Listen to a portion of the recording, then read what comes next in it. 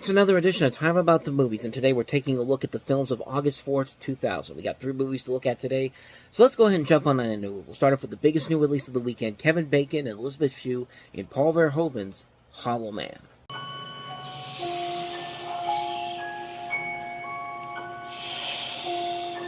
Hello?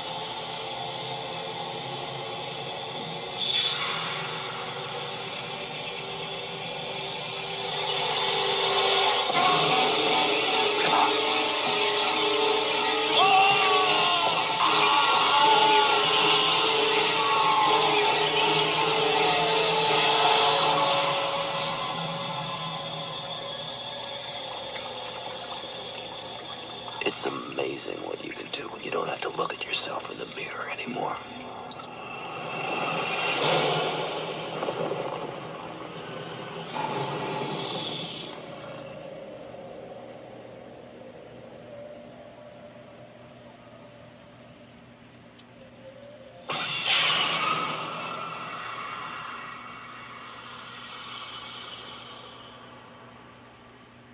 See, Sony did the R-rated Invisible Man before Universal did 20 years prior to this. I mean, you know, Sony, I talked about it before, Sony pretty much did the Dark Universe better before Universal tried to do it with their movies, because, think about it, Bram Stoker's Dracula, Wolf, Mary Shelley's Frankenstein, Hollow Man, they did that much better than anything that Universal could have done. I mean, they screwed up with one movie, the Tom Cruise Mummy, and Sony did it way better before they did it, but I digress here.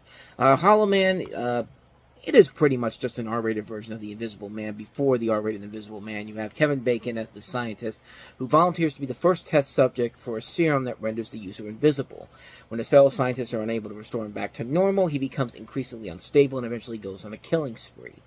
And, it definitely has some interesting ideas to it. I think this movie is a lot better than people give it credit for. I mean, it was a hit when it came out, but it got really, really bad reviews, except from, of all people, David Manning, who, of course, praised a ton of different Sony movies back then until it was later revealed that he was actually a guy that was basically created by Sony to fake publicity for the films that they had at the time, even though Sony did have a couple movies back then that were actually kind of good, that would not gotten the best reviews, including this one here, but, I mean, it does take a lot of the ideas that I think the Invisible Man movie, the Jason Blum one, would actually take and do in their own unique way to it. This one is definitely a little bit more smuttier than that. It's a little bit more raunchier. I mean, Kevin Bacon basically turns into a sexual predator at times during this movie, and it's uncomfortable at times, but at the same time, it's kind of fun to watch in a guilty pleasure kind of way here. I think Paul Verhoeven clearly knows that. I mean, this is the guy that gave us Basic Instinct and Starship Troopers, movies that weren't really all that smart to begin with, but at times can be smart, but mostly were there for kind of not for what the original intention was. I mean, this is the guy that also did RoboCop and Total Recall, too, so he's had some pretty good movies under his name at this point. I mean, Showgirls probably was his biggest blunder up to this point. Was that even... Yeah, it was him. Okay, I thought Joe Esterhaus directed that one, but no. But Hollow Man has some pretty fun ideas overall. The visuals overall are impressive to look at. I mean, that scene where Kevin Bacon basically becomes the invisible person surprisingly still holds up after all these years. It's interesting to watch, but at the same time, it's also really intense and terrifying at the same time. I mean, throughout the course of the movie, it's pretty intense and terrifying. I mean, they do a pretty good job of handling this in terms of the visual department. Story-wise, it's kind of been there, done that before. We've seen this done before. And I do think that The Invisible Man did take a lot of the ideas in this and made it into its own thing with that film. And I think that in comparing the two movies, I would probably say that as much as I like the 2020 Invisible Man movie, I would probably say of the two, this is the one I probably watch more because of just what they were able to do with it. As the visuals kind of still hold up, the scare factor still holds up in here. Not to say that the one in The Invisible Man, the 2021, didn't do that either. It's still a really good movie. I do recommend checking that one out, but in comparing the two, I would probably take this one over the original over that Invisible Man movie. Just barely, though. I mean, they're both not great films, but they're fun movies to watch in terms of what they do with the story and what they do with the idea here. Not the best overall story in either one of those films, but you get the fun. You get a little bit of the fun factor here and a little bit of the guilty pleasureness here as well. It's an entertaining movie. It's a good, fun summer horror film. I mean, it's a really enjoyable film overall. Definitely has a lot of flaws to it in terms of the story department, but when it works pretty well for what they're trying to accomplish here. I think the visuals still hold up pretty well for the most part. I think the tension is still very good in here. I think they did a pretty good job of handling this. I liked it a lot. I really enjoyed this one. So that's my thoughts on Hollow Man. So let's go ahead and move on to the next movie, and that is Clint Eastwood's Space Cowboys. The most obsolete and dangerous thing in space. Russian satellite Icon will re-enter the Earth's atmosphere in 30 days. Except for who we have to send to fix it.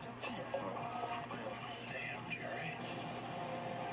Thank you, God. Warner Brothers Pictures presents. You get a load of this.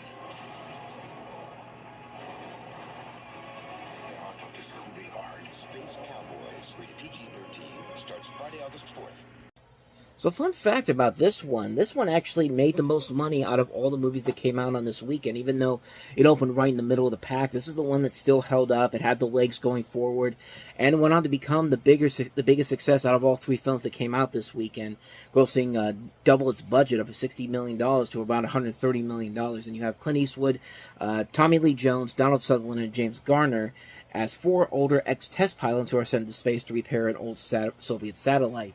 I actually did go to see this movie when I was 11 years old. My dad took me, my sister to this when we had the movie theater down the street here, and I remember enjoying it for the most part, but I never really went back to watching it full until maybe a couple of years ago, just to see if it held up after all these years. And I gotta say, man, even though the story very much is a very generic storyline, it does manage to do enough to really say, you know what, this definitely deserves an end. This is what I think of when I think of a really good Clint Eastwood movie. I mean, this is what you expect from a older Clint Eastwood film. He's not doing anything too much in this compared to some of his works that he's done recently. Like, a lot of his movies recently have not been that great, like Richard Jewell and The Mule. I don't think were great.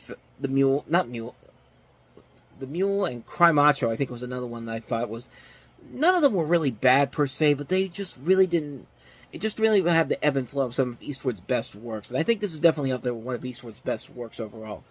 Again, kind of like with Hollow Man, the story really isn't anything too special or unique, but it just works because of the camaraderie between the four stars here. Eastwood, Tommy Lee Jones, Donald Sutherland, and James Garner, I think, work off each other very well. Another movie with William Devane in it. He was in Hollow Man too. And you also have Lauren Dean, Courtney B. Vance, James Cromwell, Marcia Gay Harden.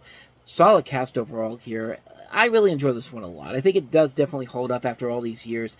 I think it is a solidly made film. It doesn't really do a whole lot in terms of story, anything unique or groundbreaking overall, but when it works pretty well. I think it does a really good job of telling the story, and you do get really invested with the characters involved in here. I think the visuals also are very good too. It's another movie that I'd say it's a good fun film. It's a good film that works to Clint Eastwood's advantages. I think it works to all these actors' advantages. It works really well. I do recommend checking it out. So, my thoughts on that one on Space Cowboys. Let's go ahead and move on to our last movie, and that is Coyote Ugly. Women of Coyote Ugly, the boss. The dreamers, just to get you started. The law. The heartbreaker. The flame. Coyote Ugly. What do you want? 3:30 in the morning. I want what every man wants. Breakfast. Rated PG-13. Starts everywhere August 4th, the hottest day of the year. So, Coyote Ugly basically is It's a romantic comedy about a girl in her early 20s named Violet Sanford, played by Piper Perabo, who goes to New York City to pursue her dream of becoming a songwriter, and Violet gets a day job at a bar as a barmaid at a nightclub called Coyote Ugly. Coyote Ugly is the city's newest hotspot, where the employees are a team of sexy, resourceful women that provoke the clientele impressed with their mischief. Mischief being that they're dancing around, making the bars here. It's basically kind of a female equivalent to something like Cocktail. And I guess Disney saw how successful Cocktail was and said, let's do it again, but this time let's put these ladies involved in here. And a good cast overall here. Piper Perabo is in this movie.